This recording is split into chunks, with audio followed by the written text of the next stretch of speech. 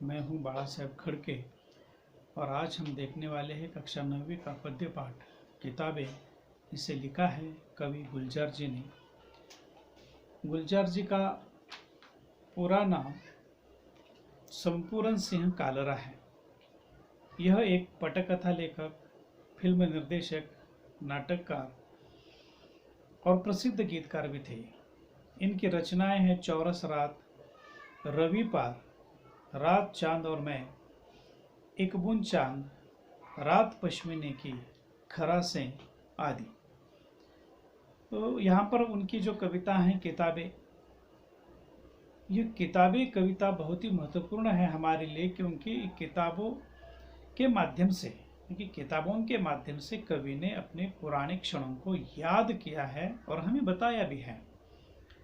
पुराने ज़माने में किताबों के बहाने उसमें छिपाकर संदेश का आदान प्रदान हुआ करता था। इसके साथ ही साथ पुस्तकों के माध्यम से फूल छुपाकर एक दूसरे को दे दिया करते थे। वह फूल जब सूख जाते थे तब भी यादों की खुशबू महक उठती थी। लेकिन आज का ज़माना कंप्यूटर के कारण बदला हुआ है और आदमी का पूर्णतः समय कंप्यूटर पर निकल जाता है, पुस्तकों की ओर उसका ध्यान नहीं है। तो पुस्तकें बंद अलमारी के माध्यम से ही हमें देखती है और चाहती है कि कोई उसके पास जाए, उसे उठाए, पढ़े। लेकिन आदमी कंप्यूटर के कारण पुस्तकों की ओर अभी ज़्यादा ध्यान नहीं देता है। तो कवि का कहना है कि हमें ज़्यादा से ज़्यादा पुस्तकों की ओर ध्यान देना है और उसमें लिखा हुआ जो ज्ञान है वह पढ़ना है, क्योंकि पुस्तकों के लिए किसी सेल की ज़रूरत नहीं होती है। जब चाहे हम उसे पढ़ सकते हैं, किसी लाइट की ज़रूरत नहीं होती है और ज्ञान तो बहुत सारा भरा पड़ा होता है। तो चलो आज देख लेते हैं पद्य पाठ किताबें। किताबें झांकती है बंद अलमारी के शीशों से, बड़ी हसरत से तकती हैं। महीनों अब मुलाकातें नहीं होती, जो शामें उनकी सोहबत में कटा करती थीं अब अक्सर। वर्तमान समय में ज़माना बदल गया है और आज का ज़माना कंप्यूटर का है। इसी कारण लोगों का ध्यान कंप्यूटर पर ज़्यादा जाता है और किताबें अलमारी के शीशों के पीछे से बड़ी इच्छा से आदमी की ओर देखती है। महीनों महीनों अब आदमी की और किताबों की मुलाकात नहीं होती। पहला एक ज़माने का समय ऐसा था कि हर शाम किताब के बगैर आदमी की शाम कभी कटती नहीं थी। लेकिन अब अक्सर किताबों को शीशे की अलमारी से इंसानों की ओर देखना पड़ता है। गुजर जाती है कंप्यूटर के पर्दों पर, बड़ी बेचैन रहती है किताबें। उन्हें अब नींद में चलने की आदत हो गई है। जो कदरें वो सुनाती थी कि जिनके सेल कभी मरते नहीं थे, वो कदरें अब नज़र आती नहीं घर में, जो रिश्ते वो सुनाती थीं। कवि का कहना है कि कंप्यूटर आने से पहले हर शाम किताबों के साथ उनकी गुजरती थी, लेकिन आज तो कंप्यूटर आ गया है, तब से कवि यानी वर्तमान समय के लोग भी कंप्यूटर पर ही पढ़ते लिखते हैं और किताबों को आदमी का वियोग सहना पड़ रहा है और इसी वियोग के कारण किताबें बेचैन से लगती हैं और इसी बेचैनी में किताबें मानो रात में नींद में चलने लगती है। इस पंक्ति का मतलब है कि कवि के सपने में किताबें आती हैं और किताबों के कारण मानवीय मूल्यों की जानकारी हमें जो मिलती थी सबसे पहले, वह बहुत ही महत्वपूर्ण थी। और किताबों की बात ऐसे है कि किताबों को सेल की कोई ज़रूरत नहीं होती है, तो सेल मरने की या सेल ख़त्म होने की कोई गुंजाइश ही नहीं है। जब चाहे हम किताबों को लेकर पढ़ सकते हैं। मानवीय मूल्य किताबों के कारण ही हमें समझ में आ गए थे और आते भी थे। अब किताबों का उपयोग ही कम हो गया है, तो घर में नाते संबंध रिश्तों में भी अंतर आ गया है। वह सारे उधड़े उधड़े हैं, कोई सफ़ा पलटता तो एक सिसकी निकलती है।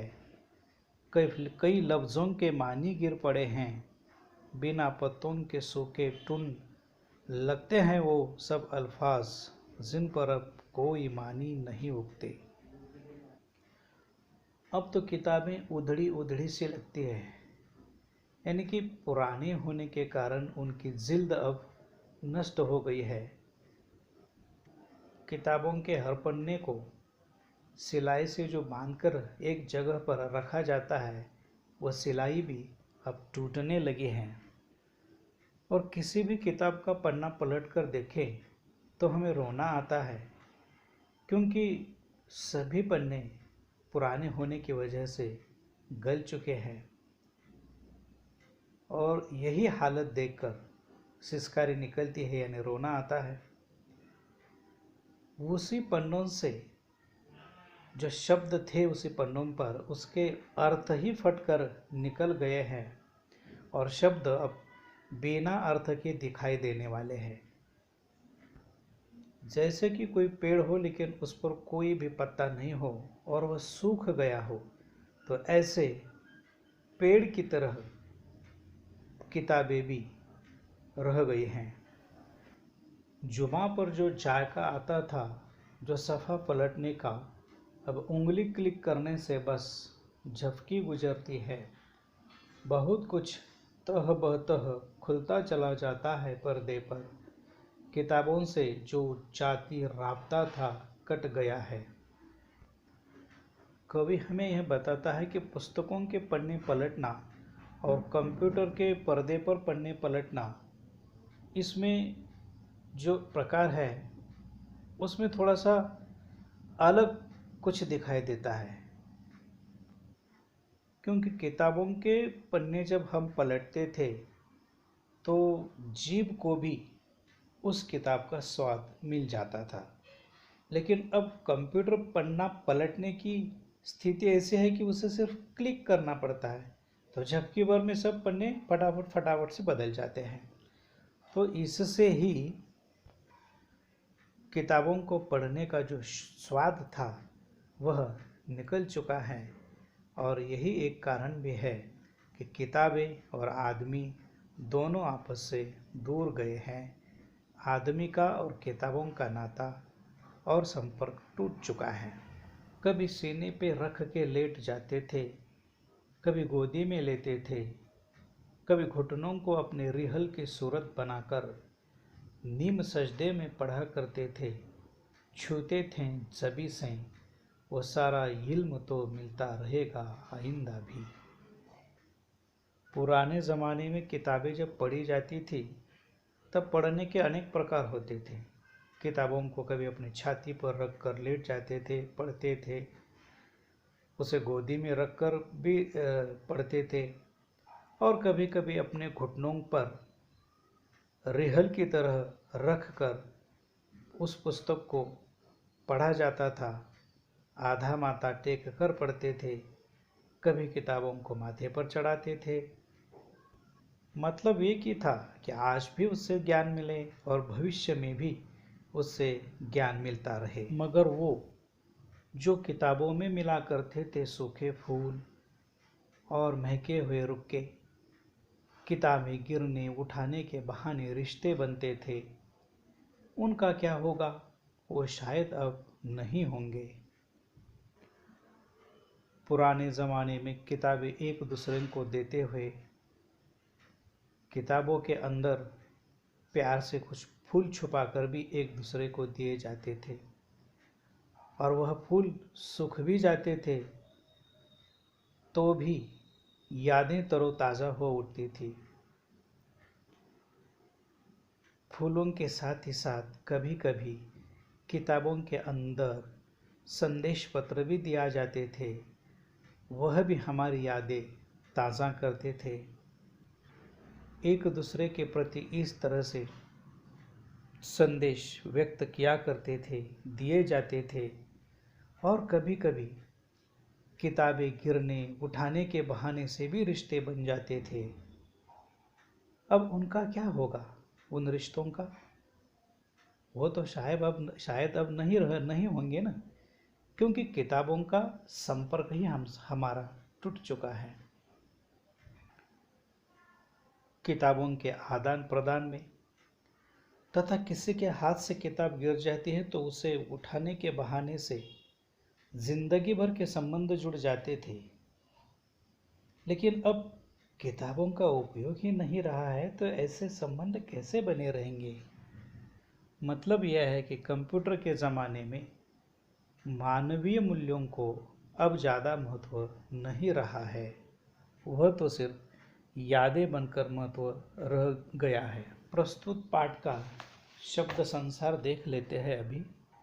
शीशा का मतलब होता है कांच, हसरत का मतलब है इच्छा, कदरें का मतलब है मूल्य, सेल तो सेल ही है, उसे कोशिका कहा जाएगा, लेकिन किताबों में सेल होते ही नहीं हैं, उधड़े यानी फटे हुए हैं।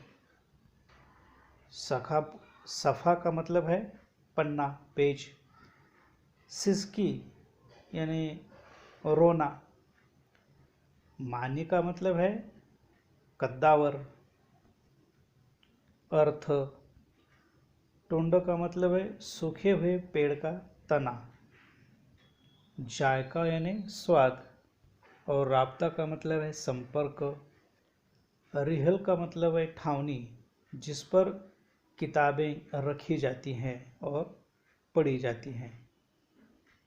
ज़बी का मतलब माथा, नीम सजदे का मतलब है आधा माथा टेक कर पढ़ना, इल्म का मतलब ज्ञान, रुक्के यानी संदेश। प्रिय छात्रों, अगर यह वीडियो आपको अच्छा लगता है तो लाइक कीजिए, शेयर कीजिए और सब्सक्राइब कीजिए। धन्यवाद।